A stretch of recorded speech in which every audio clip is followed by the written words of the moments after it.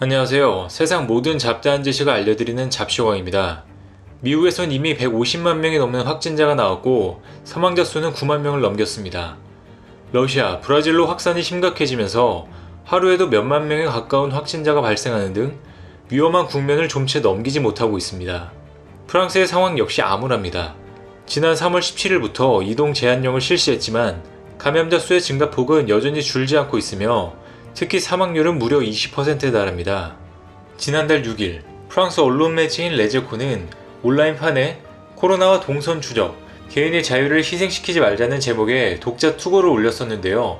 한국은 감시와 고발에 있어 세계 둘째 가는 나라다. 비르지니 프라델이라는 프랑스의 변호사가 언론 기고문을 통해 한 말입니다.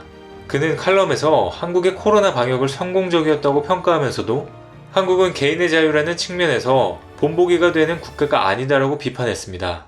한국은 수천 명의 한국인들이 학교에서 고발 미술을 배우고 동료 시민들의 잘못을 고발해 돈을 받고 있다고 비판하면서 오래전에 개인의 자유라는 것을 버린 나라들이라고 주장했습니다.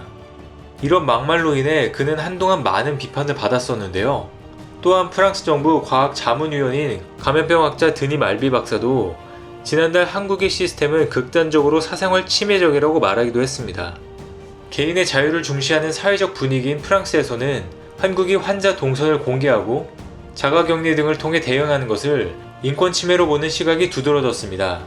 하지만 지난달까지만 해도 프랑스 언론과 정부 모두 한국식 대응을 개인의 자유를 침해한다고 치부했지만 프랑스는 확진자 증가 추이를 감당할 수가 없게 되자 전국민 대상 이동 제한령을 내릴 만큼 국민의 기본권까지 침해하는 조치에 나섰습니다. 결국 한국을 비판하던 프랑스는 국민 자유의 기본조차 지켜주지 못하는 상황까지 왔는데요. 5월 들어서도 하루의 확진자가 몇백 명씩 늘어나고 있는데 5월 11일 프랑스는 전국에 내린 이동 제한령을 해제하면서 전국 유치원과 초등학교 4만 개의 개학을 허용했습니다. 확진자가 진정되지도 않고 있는데 개학을 한다는 소식에 다수의 사람들이 왜 이런 강행을 하냐는 말들이 많았었는데요. 그러나 결국 개학하고 바로 학교에서 확진자가 발생하면서 개학이 철회되고 몇몇 지방자치단체는 중앙정부 지침을 따르지 않겠다고 선언하는 등 혼란이 벌어지고 있습니다. 이렇게 상황이 심각해지자 프랑스의 석학들이 한국을 향해 의견을 나타내기도 했습니다.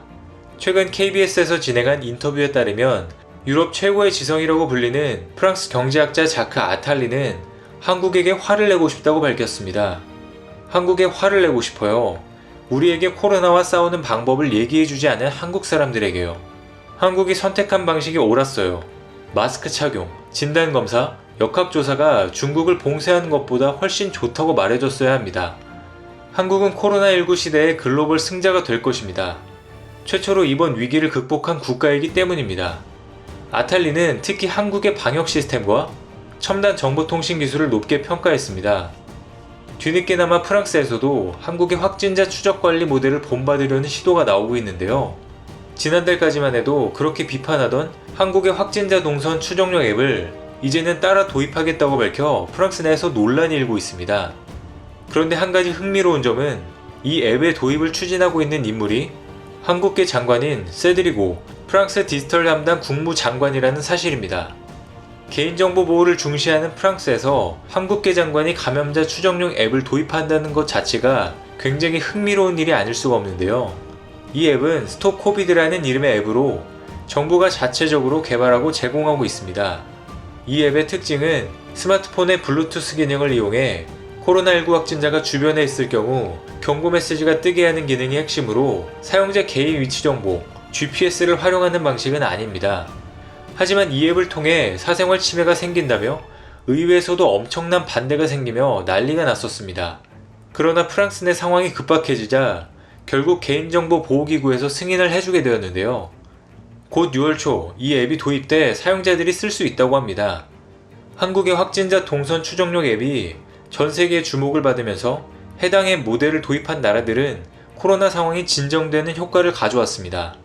이런 효과가 프랑스에도 있기를 기대하면서 프랑스 내 상황이 얼마나 진정되는지 앞으로 잘 지켜보겠습니다. 오늘 준비한 소식은 여기까지입니다. 앞으로도 전 세계에서 벌어지는 잡다한 이슈와 지식들을 재미있고 정확하게 정리해서 전달드리겠습니다. 시청해주셔서 감사합니다.